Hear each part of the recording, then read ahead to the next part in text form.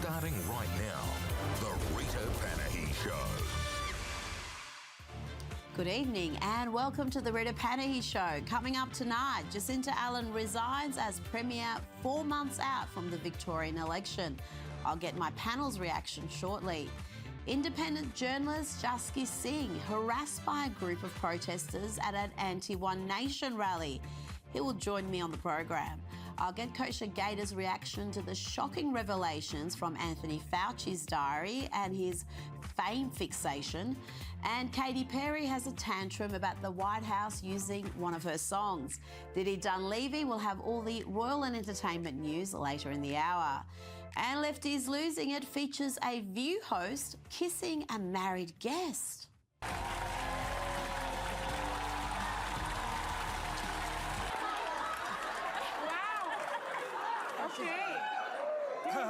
But first, Victorian Premier Jacinta Allen has stepped down and she went out as she governed, gaslighting the Victorian people. Her farewell press conference this morning was a hot mess of lies, half-truths and tearful and at times desperate rationalisations. She did not apologise for the damage she inflicted, the corruption her government oversaw. She did not acknowledge the many, many shortcomings of her time in power, and shortcomings is putting it nicely. She was only full of praise for herself. I came to office in a cost of living crisis. Making life easier and more affordable became my mission. We not only made public transport free for kids, we not only made public transport free during a fuel crisis, we made public transport free for kids forever. We cut car rego for 3.5 million people. And we doubled food relief so families could have the dignity of a meal. And we're making working from home a right that your boss can't take away. Along the way, we delivered the biggest cost of living help there is: strong public schools, strong public hospitals, strong public services. This is a woman in deep denial about her record. She's either delusional or dishonest. I leave immensely proud of what we have achieved these past 3 years. I inherited a rising crime rate. My team and I toughened bail laws, started adult time, introduced the Violence Reduction Unit. Crime is now falling for the first time since COVID. I inherited a budget deficit. My team and I made savings whilst always protecting frontline services. The budget today is now in surplus. The truth is, Jacinta Allen achieved precisely the opposite of what she claims. We are now more debt-riddled, we are less safe and more divided in this state. Allen never faced an election. She was installed into the top job by Daniel Andrews after he resigned in 2023. And she never faced the electorate. She won't be facing them. She has long been the most unpopular political leader in the country, with a woeful net approval rating.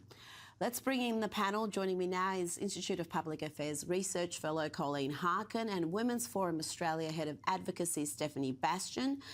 Stephanie, I'll start with you. Jacinta Allen leaves behind a mess.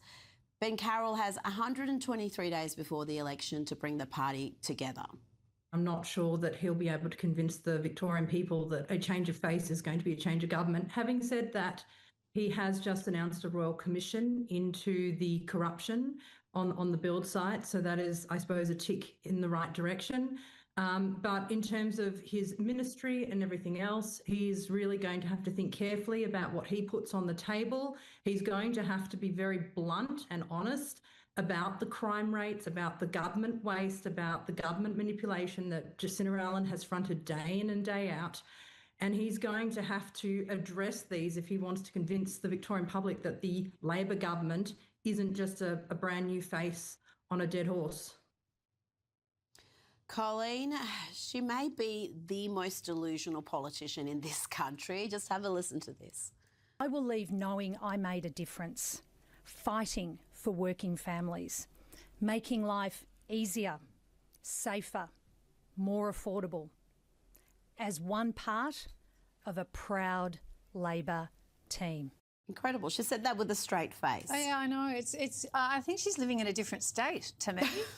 Different planet to the rest of us. I listen to that and I just sort of think, where has she been, and how could she honestly say that with a straight face?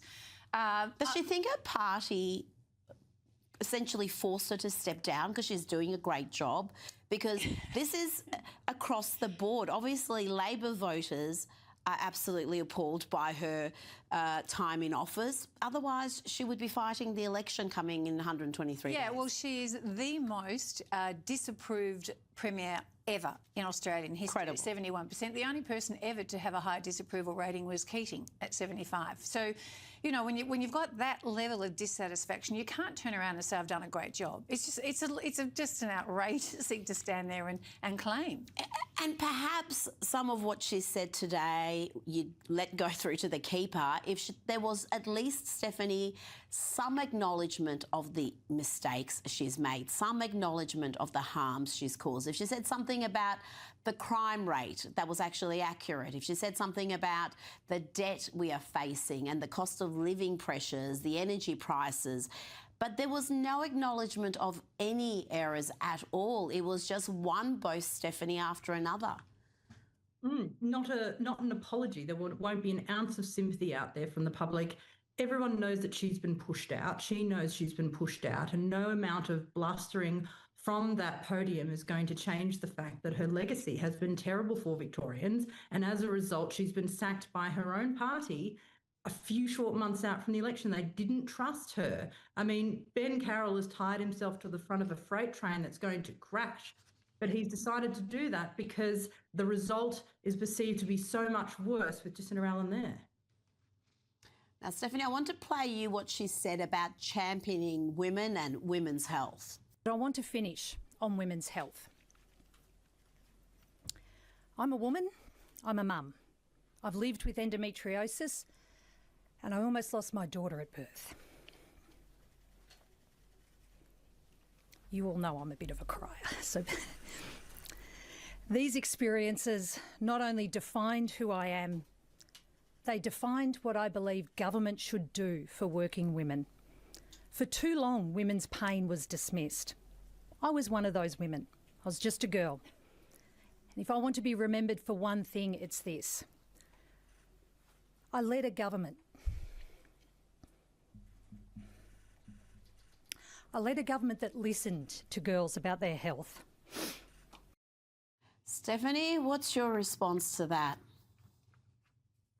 You know, I felt a hint of sympathy about her own personal experiences, especially losing her daughter. But watching that, I actually feel outraged because she spent millions of dollars on an inquiry into women's health and allowed men to participate. Anyone who identified as feminine or a woman. The outcome of that, those dollars, resulted in an inquiry with findings that talked about biological stereotypes. What is that? That only women can give birth, or that men can as well? That's stopping men who identify as women from receiving maternity care? I mean, the whole thing is a joke. She will actually go down in history as a worse female leader than Julia Gillard, who destroyed the Sex Discrimination Act and women's rights. Her legacy is women being housed with violent male offenders in female prisons. Her legacy is girls in bathrooms no longer having the privacy without having to share with their male peers, losing sport. She has been a shocking female leader for women, and she's pulled the ladder right up behind her. Now, Victoria has also led the nation's housing crisis. Much of what we are seeing nationally now after the May budget, we've been seeing in this state for years. But Jacinta Allen couldn't be prouder of her record. I said getting millennials into homes would be the fight of my life. That fight is incomplete. But my reforms are no longer a dream. They are the law. Removing these laws an inch and you make housing more expensive. It's that simple. Colleen, it's that blindness, that lack of perspective, lack of respect for the objective truth that to me is the most alarming. She really thinks what she's done for housing in this state is the way forward, and any deviation from it is going to be a disaster. Yeah, the astounding part of this is that Victoria has so many regulations, and they've made doing business here so hard and development so difficult that has what has added to the cost of building houses and for getting people in their first home buyer. So to sort of stand there and say that she's been a champion of this cause, she may well have spouted the words, but the actions did the exact opposite of what she's claiming. You know, we still have, she keeps talking about what she inherited. I'm not sure whether she means she inherited that from Dan Andrews or whether that was 11 years ago, because either of those are not okay. You had 11 years to fix things that you inherited, or you inherited it from Dan Andrews, and so you should have done something about that scenario. So we're still sort of hearing this blaming someone else, even after all of this time that she's had an opportunity to do some things about the problems that we've got. Now let's talk about the impact One Nation has had in this state and on the decision of the Premier to step down. Victorian Trades Hall Council Secretary Luke Hilakari told Labor delegates last Friday that One Nation are on track to win up to 34 seats. Stephanie, polling this month also found One Nation leading both major parties with a primary vote of 27%. Do you see their impact in Victoria and some of these polls we've seen recently leading to this decision today?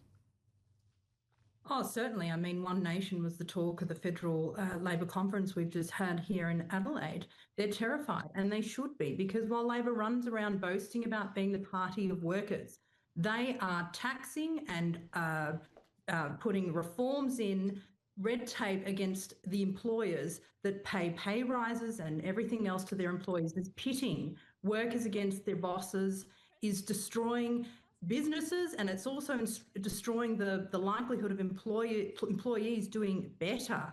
So I think that without any sort of serious reform, IR reform, wage reform, tax reform from the major parties, One Nation is going to continue to rise, and no amount of shit canning Pauline in the papers and in the headlines is going to change that.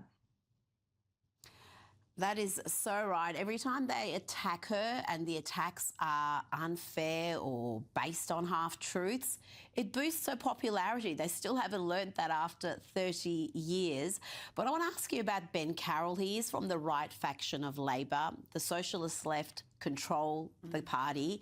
So it is highly unusual for him now to be leading the party into an election. How much of an impact will we have? We talked about how unpopular Jacinta Allen has been. Will we see a boost in Labor's primary vote with a new leader? Look, I think it's going to be an interesting time because he has already announced a Royal Commission and increasing the IBAC powers. So he's kind of taken away already some of the sting of those two big issues. He's apparently already met with the police commissioner. So there's a couple of big ticket items that he's trying to, you know, manage the voter expectations about who will do what. But at the end of the day, he is Jacinta in jeans. You know, he's been there all the way through. He's been her right-hand man. So he can't he's trying to say, I'm not Jacinta Allen and I'm not Dan Andrews, but he's part of that team. Well, he almost didn't become Premier today. They had a screaming match after that press conference, Jacinta Allen. There was media outside hearing shouting. Certain MPs were accusing others of trying to blow up the whole party, blow up the joint. And he saw off a challenge just with minutes to spare. Yeah, and the other thing is that, you know, he already declined the offer a few weeks ago. So is it really a case that he's not really supported by them, or he doesn't have the ticker? He finally got permission from his daughter, presumably. Yes, I remember so, you know, that. There's all these machinations that we're not, you know, the public are not usually this privy to internal Labor Party machinations and how things play out. But it is an interesting time as to how much support he actually has, because Sonia Kilkenny only withdrew her application with moments to spare. So we'll see. That would have been a disaster for Labor. That would have been absolute disaster to have weeks of this infighting, determining who the leader is, and so they've seen that off. I think the Liberals have got something to worry about here. I think Jacinta Allen was a anchor around the necks of Victorian Labor. And with her gone, it may not see a significant boost to their support, but they will have a lot of disgruntled voters giving them perhaps another shot. Time. Yeah. Because one of the things in this state, no one really knows who this Ben Carroll is. He's been her deputy, but I think if we went around and polled people in the street and showed a picture of him, 90% wouldn't have a clue who he is. No, and I think that works in his favour. Yeah. Yeah, and he's been the Minister for Education, and so it's been a very specific portfolio that most people don't have too much access to. He's dealt with the teacher strikes reasonably well and their demands and things. So he is from the right faction of Labor. So he's not this hard left, antagonistic, social, And that's what they will be trying to impress upon the Victorian electorate. Colleen Harkin, Stephanie Bastian, thank you so much for your time tonight. Now, the intolerant left has exposed itself yet again, this time at an anti-One Nation protest here in Melbourne. Watch as comic and independent journalist Jasky Singh is harassed by a group of protesters for merely being there, for existing. Apparently, not everyone is welcome. Huh? No one's going to talk to me. That's strange. At a protest, no one's going to talk to a migrant. It's a protest for migrants, right? Correct. Huh? But no one's gonna. You need to leave. I'm just gonna. No. I'm allowed. No. Well, I'm allowed to. No, there's no media. There's no interviews. There's no nothing like that. That's okay. I'm just gonna walk. So you're not. Huh? No. No one's gonna speak to you.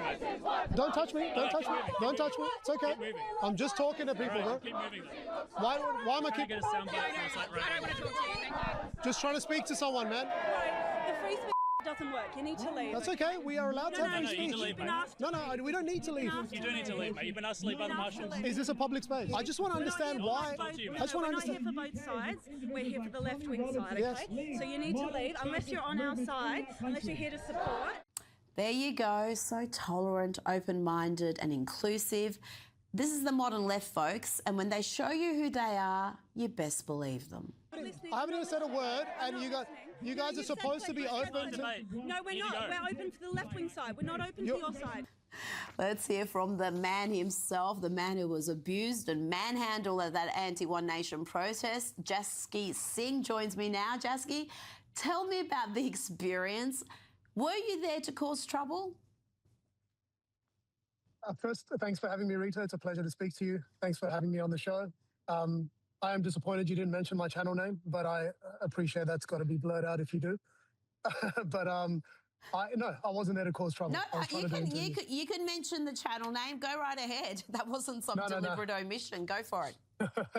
No, I was just making a joke. Don't worry. No, I was there to do Now, how was the interviews. experience? We spoke to the other side. We went to go across the road to speak to the protesters, and as you've seen, that's what took place next. Why were they so hostile to you? They were clear that respectful debate, any debate really, wasn't going to be tolerated, and they were clear in saying this is for the left only, the radical left, I would say, and free speech had no place there. One of the marshals said that to you. Yeah, it's crazy. I actually don't seem to understand every time I'm in a situation, and it's happened on a few occasions, when all I'm there to do is, essentially what our channel does is try and be as unbiased as we can. Unfortunately, everyone has their biases, and I try and eliminate them as much as I can and try and get everyone's opinion. And I think in the past, when I've cross-checked certain things that they've said by just prompting and prodding some of their statements, it's kind of fallen apart like a very wobbly stack of bricks. But I think it, if I'm guessing, I think that's their fear, that the last two times that's happened. Yeah. Well, it is a powerful way of showing what the modern left has devolved to. You can just hand them a microphone, ask them some very straightforward questions, and often they can't really articulate their positions. Even the most simple questions leave them floundering, and I think that's what they were trying to avoid. Not that you were going to go there and try to make them look silly. They make themselves look silly. Now, you did speak with Pauline Hanson and you asked her about her migration policy. She gave an interesting answer here.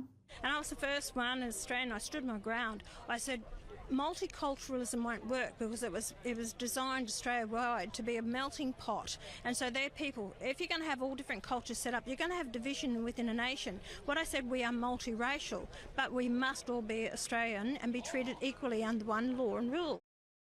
Jasky, have you been surprised by the number of migrants that support One Nation, despite the way the media has long represented Pauline Hanson and her party?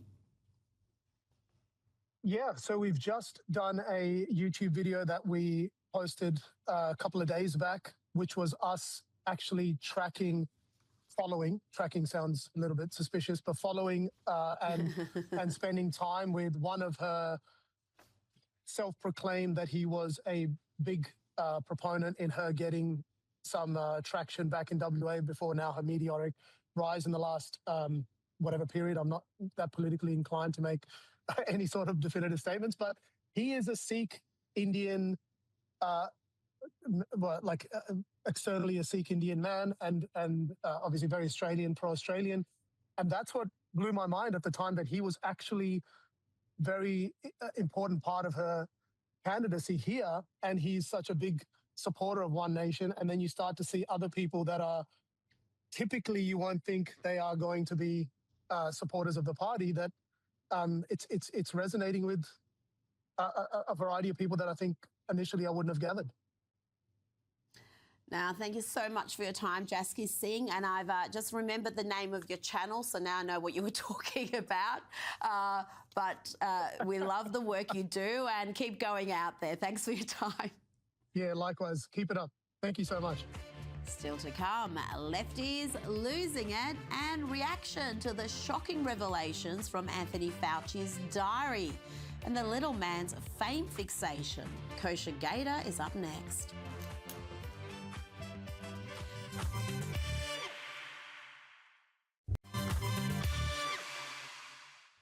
You're watching the Rita Panahi Show, and it's time for Lefties Losing It. Let's start with further proof that actors are among the most dangerously dim individuals in the world. And that becomes apparent just about every time they speak without the benefit of a script. Here's actor and star of Reacher, Alan Ritchson, claiming that Donald Trump is a pedophile. I hope this nincompoop has a good lawyer. Everybody else should feel like I feel. The world is on fire. Oh, mad about the way things are and the abuses that are happening. The Epstein files! The Epstein files! God damn it! Where are they? It's a law. Show it, you pedophiles. I shouldn't say because I'm a Christian and people are going to go like, how can he say and he's a Christian? Because that is something that should make you want to say Don't you want to see what's in there so that we can hold people accountable? We're just cool with it? That has the keys to the nuclear... He's like all up into 13-year-olds. Like, dude, what? Go to jail. Go to jail. All right, what are we talking about? Oh dear, President Trump really should sue that simpleton into oblivion. Free speech does not extend to blatant slander, Alan. And it's incredible that people are still this clueless about the Trump-Epstein connection. Even TDS sufferer and author and Epstein associate Michael Wolff has admitted Epstein hated Trump and did everything in his power to destroy him, but he had nothing. And the Epstein files show that. If there was anything on Trump, you think the Biden administration wouldn't have released it? But all that is lost on this dim actor because he's not interested in the truth. He's only interested in his truth. Why is it so important to you to be loud and proud about your convictions? I want to live a life that feels meaningful to me, and I think that means speaking my truth. And this clown genuinely thinks he's brave. By regurgitating far-left talking points embraced by 99.5% of Hollywood, he thinks he's groundbreaking and courageous. Look at the politics that we deal with right now. Like the White House is in ruins. A UFC cage on the lawn. And just do it. You just do it. And nobody says anything. And no consequences. Nobody asked. It wasn't done legally. There's no plan in place. Now you're asking for money to create a slide. It's like, What are we doing? And there's no consequences. And so so like I'm just supposed to let go of my resentment that this guy is just the world that he lives in for whatever gain he personally can have. And I'm supposed to let that go. And then what? It still exists. So no, I'm not good at letting it go. I hate it. I hate that still lives in the world, unabated, unchecked, unresolved, uncleansed. Now to the ladies of The View, and watch here as Joy Behar pulls in actor Anson Mount, who is married, mind you, but she doesn't care. She wants a smooch and she covers him in lipstick. Ew.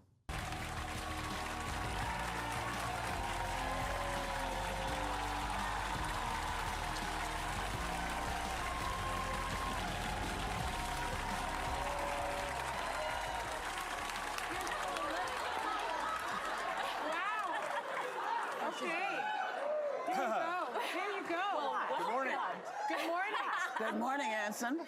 Welcome. No wonder Joy has been talking about you all morning. You know something? I'm old, but I'm not dead. I'd get my shots just to be on the safe side. Now to the White House Correspondents Association dinner, take two. Of course, the first one was abandoned after an assassination attempt against President Trump by an unhinged lefty.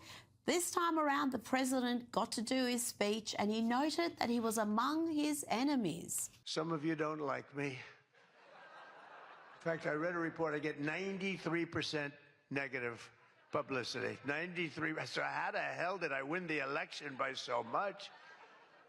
Think of it, I don't think that's true. I can't believe it's 93. In the 80s maybe, but not 93. But this place is really the largest group of Trump derangement syndrome people ever put together at one time, I suspect. Now, that joke got a few laughs, but the media pack were determined not to laugh at any joke, no matter how funny or outrageous.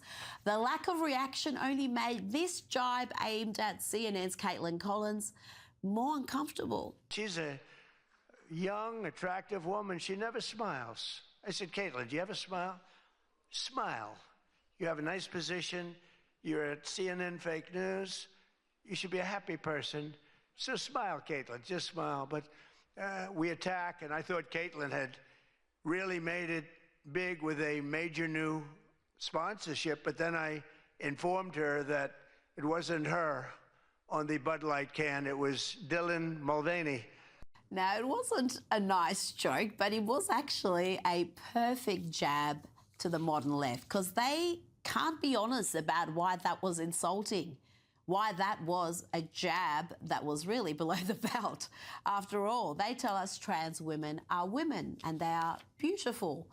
What the president said shouldn't be an insult, except it is, because he said a woman, a natural woman, looked like a man pretending to be a woman.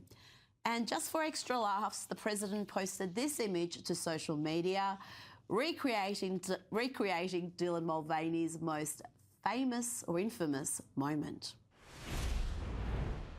And the White House is having fun releasing more content on social media, mocking their opponents in new and imaginative ways.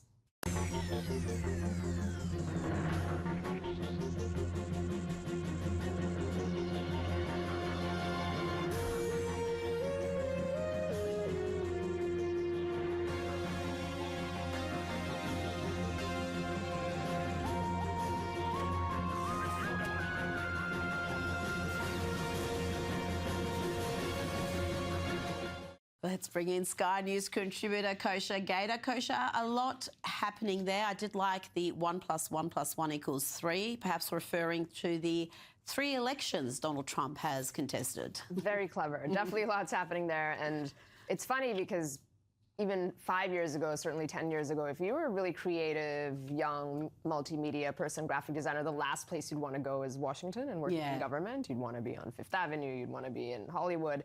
And now that's probably one of the coolest gigs on the planet because you're taking real stories, serious topics, and the speed with which they can flip them into this format that's easy to consume, memorable, likely to go viral is second to none now.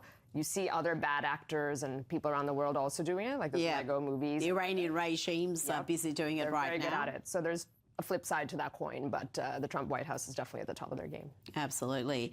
Now let's go to the shocking revelations of Anthony Fauci's diary. Senator Rand Paul has released the diary entries and they reveal a megalomaniac, a lying megalomaniac, fixated on his newfound fame throughout COVID. Even as pandemic deaths soared, really, I have been shocked, Kosha, reading these entries. He would list deaths along with front pages and op-eds that were complimentary to him and famous people who may have mentioned his name. It's terrible. Distasteful is probably the most charitable word I can come up with. And they should do a video series of that, like the Fauci Diaries. I think it would be a hit. Look, we've known this about him for a long time. There were signs and signals of his obsession with fame when he was invited to throw first pitch at Fenway Park or other things that he did, cover of Time, Saturday Night Live. I think the Oscars allowed him to zoom in and prevent an award. And also the media outlets he chose to appear on. Were telling. When you appear with Rachel Maddow, you're sending a message. And this department, like some, or like many, was supposed to be nonpartisan, health-related. That whole facade has been shattered. That's one of the silver linings, I guess, out of COVID, that every institution is political. He, though officially was an independent or meant to be a non-political person, it was very clear that he was because of the outlets he went on, just the way he sparred with the people that he sparred with. And Rand Paul really is not letting this go. Good for him, because he's one of the few voices out there still trying to get some type of accountability or at least public embarrassment, which serves a limited purpose, but does serve a purpose. But this was the greatest outrage in our lifetimes. We're talking about the COVID crisis, and what the US did and what Fauci said had an impact not just in the US, but in much of the world, including right here in Australia. I want to read you this analysis from the great Victor Davis Hanson. Listen up, you don't want to miss a single word of this. I'm reading part of it, but it is still lengthy. He said, for years, Fauci was assuring the public of COVID narratives that he either knew were untrue or knew little about. He posed as a non-partisan, even as he collaborated with the left-wing cable news grandees and Liberal columnists to hound his enemies and magnify his godhead. From the virus's origins and effects of the lockdowns to the efficacy of the mRNA vaccinations to the always changing 0, 1, 2 masks wearing protocols, Fauci used his massive government agency and sycophantic media to promote his always fluid narratives by punishing enemies and rewarding friends on the basis of their loyalty to Dr. I represent science.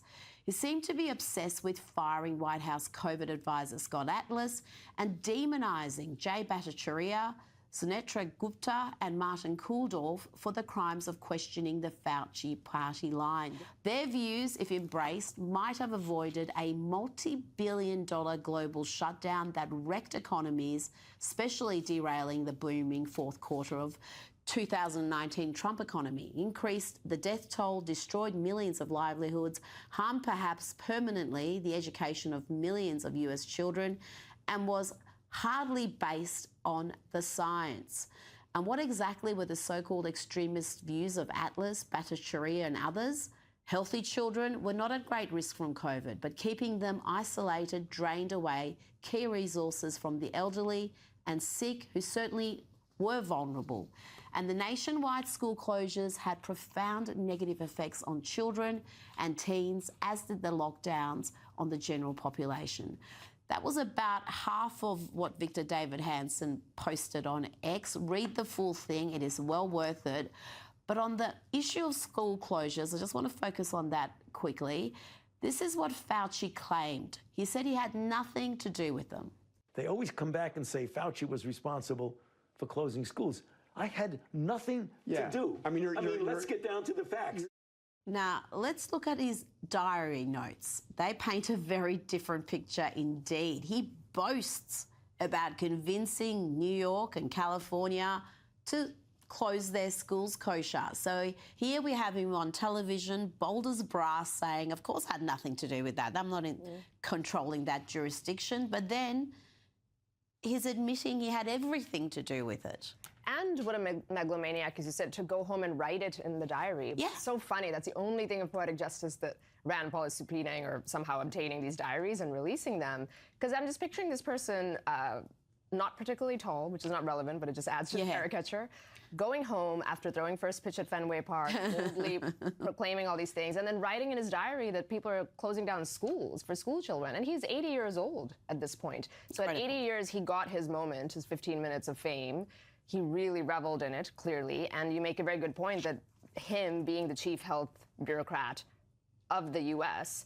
reverberated across the world. You had lesser people like the Karen Chants and others over here that basically were copying what the U.S. was recommending, which was all coming down. Well, the most alarmist, absolutely. His impact was well beyond the US. And there's children here in Australia who have missed schooling, missed all sorts of socialisation because of the actions of that man.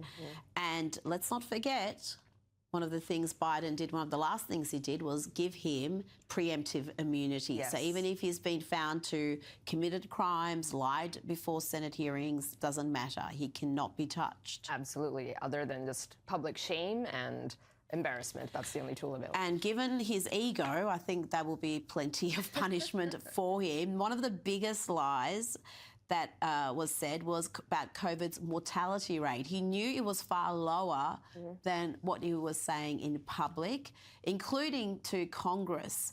And that, again, is another great shame here, because the experts, the ones who were brave enough to step forward, like Jay Bhattacharya and Martin Kulldorff, we had them on this program, they're scientists. They were looking at the data and they were saying the actions that are being taken here in America and around the world don't make any sense. In fact, they're going to cause more harm than good. Absolutely. They're scientists. They had the credentials for the people obsessed with credentials, Harvard, Stanford, Oxford, the absolutely. best. Absolutely. The best of the best. Best of the best. And it is such an interesting story of just how media narratives take shape. And even the credential class, which those folks were it was just able to brush them aside because of the bully pulpit that Fauci and others like him had.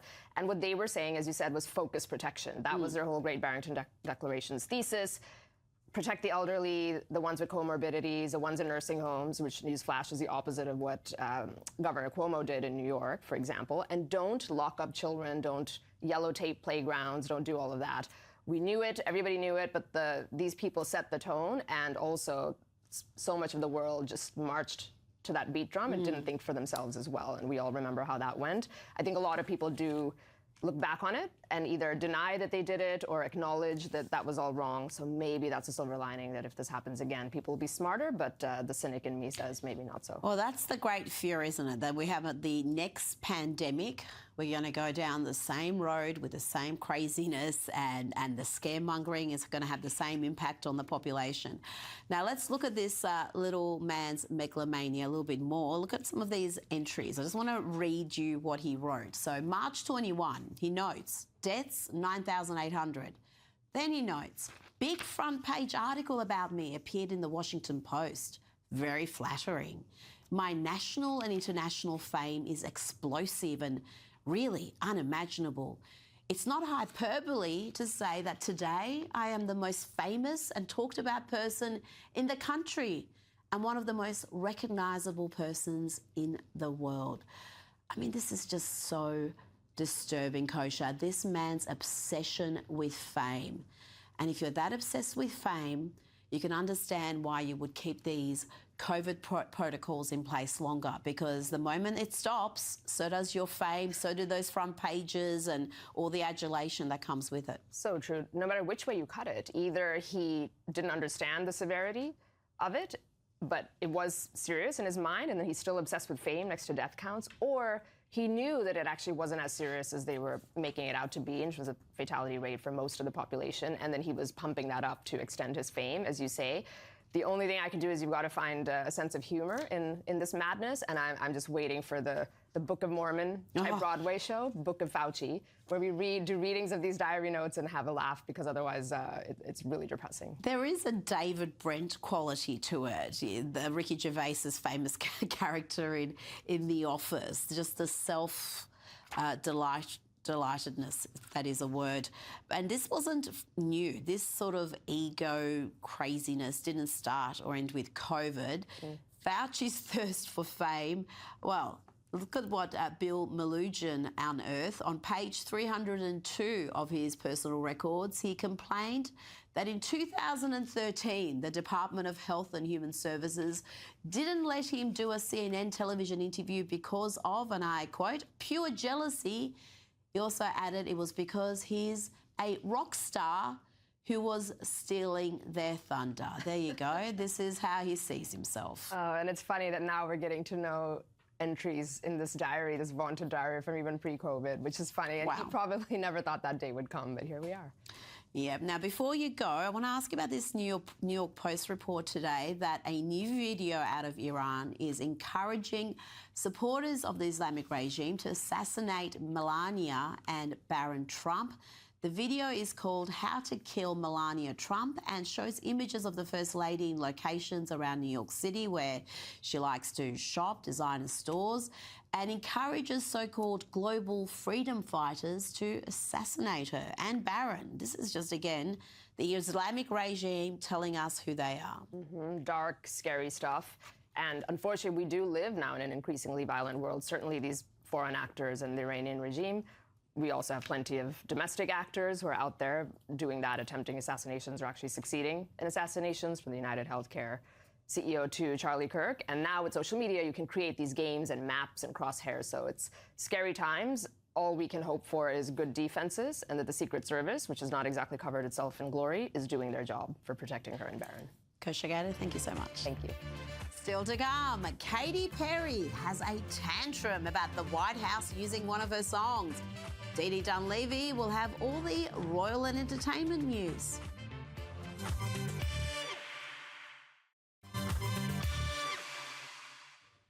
Welcome back. I think it's time we checked on Madonna. Now, no one has ever said the veteran pop star is aging gracefully. I mean, how could they? Watch this hot mess at a club in New York.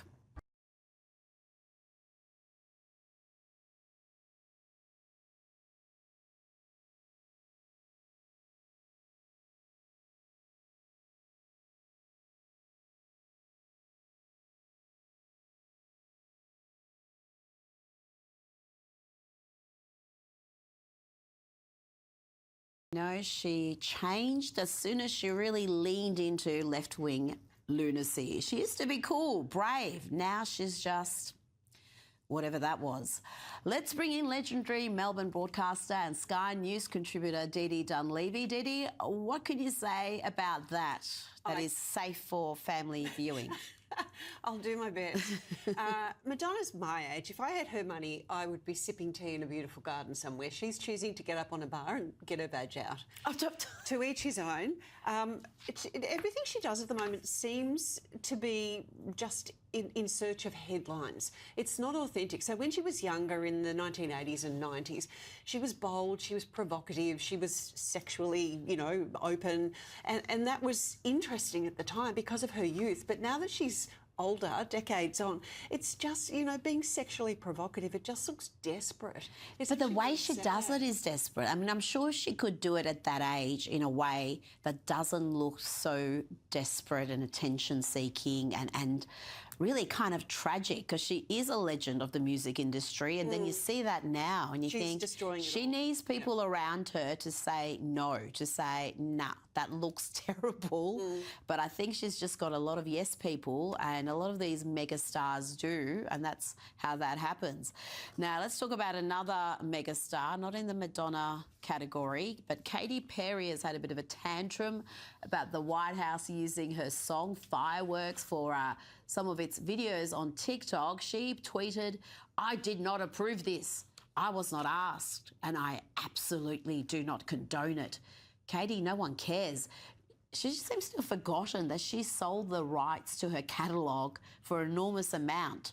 So you don't get to complain now, Katie. No, there's no legal argument why the video shouldn't use her music. And she's missing the point here. So most patriotic Americans would have loved that video.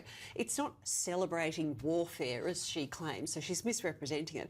But because so many Americans would watch that and feel pride in their country and feel the strength of that military might behind their country, she's just so disconnected from what American people want. Yeah. And it probably explains why everything that she's produced in the last few years has been an absolute failure, because she doesn't understand what the people want. Yeah, well, she's a lot younger than Madonna, but she seems to have jumped the shark as well, and she's been mocked fairly universally for some of her concert performances, some of the lame choreography we've seen.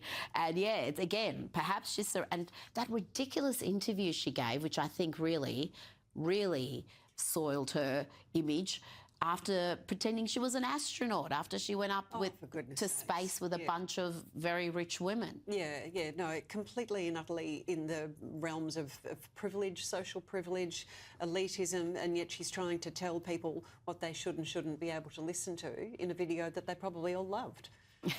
Well, and she's also been shown some old videos of her have resurfaced, being very political and apparently pro-war. So just got to be careful when you start having little tantrums online. Now, Prince Harry is set to return to Britain within weeks, and he will again be offered a room at Buckingham Palace by King Charles. Sources told the Sun newspaper that Harry will accept the King's fresh offer to stay at the palace well in advance this time, before his visit for the annual Well Child Awards in September, Didi. There are also media reports that he's told his father to pass on a message to William to say he's ready to speak. Yeah, I think there's a danger that King Charles is being too soft here and overly conciliatory to Harry. Number one for me would be William's feelings. William's been doing all the hard work while Harry just left any duties that he had and left it all to William to do. And I gather, I mean, you think of kids in the family, sibling rivalry, how they fight. It's going to be harder to get those two to sort things out. And let's not forget the attacks Meghan launched against Kate, even as she was battling cancer. And I think it's going to be very hard for William to forgive and forget that also. But also the attacks that Harry launched upon his family through interviews and documentaries and his own book on his attacks on the royal family. He made millions off of that. And I think that reconciliation would be a good thing for the royals. It would make the monarchy stronger. But it comes at a cost. Harry has to apologise to the family before he can be welcomed back into the fold. And I don't think he should be given a room at Buckingham Palace. He's not a working royal. I think Charles is gone way too soft on him. And you know what? He made all those accusations. He threw all that mud publicly. So the apology has to be public. You can't just have a chat with Prince William and say, I'm sorry about all that. I don't know what I was thinking. You've got to do it publicly. And he also did it knowing the palace can't respond. So him and Meghan could go on Oprah and all these different podcasts and on their reality show and say whatever they wanted, and the palace could not really counter it in any meaningful way, because that's not how they operate. And he knew that full well. But that would explain why William is especially angry, because he's had no right of reply. Absolutely. Now, it's been a bad year for Sarah Ferguson, and it's only getting worse. Fergie's charity, Sarah's Trust, has formally closed and is now marked as removed on the public register of charities, DD. What's she going to do now? I don't know. I believe she's homeless after being thrown out of the royal residence along with Andrew. It's such a spectacular fall from grace, and if the emails that we read in the release of the Epstein documents at the end of last year are accurate, she continued to communicate with Jeffrey Epstein after he had been convicted and jailed. Oh, yes. And so... And mentioning her daughters, teenage daughters, in a rather creepy fashion. Absolutely. Like after she was that. picking them out. It was horrible. So bizarre. It's no surprise that this charity has folded, because charity relies on trust, on the trust of people. And if she's behaving in that way, then then donors and backers of the charity would want nothing to do with it, and any other charities that she was associated with all backed away from her. I actually don't know where she is at the moment, and I can't see how she redeems herself. And that's the other thing with this charity. Often we see people redeem their public image by being associated with charity. And also earn an income, because these charities pay salaries to office holders. So there are plenty of others also in the celebrity world who have charities where they do quite well out of them. It's not just the money isn't just going to the purpose of the charity. Dee Dunleavy, it's always a pleasure. Thank you so much for your time. And that's all the time we have. Don't go anywhere. Newsnight is up next.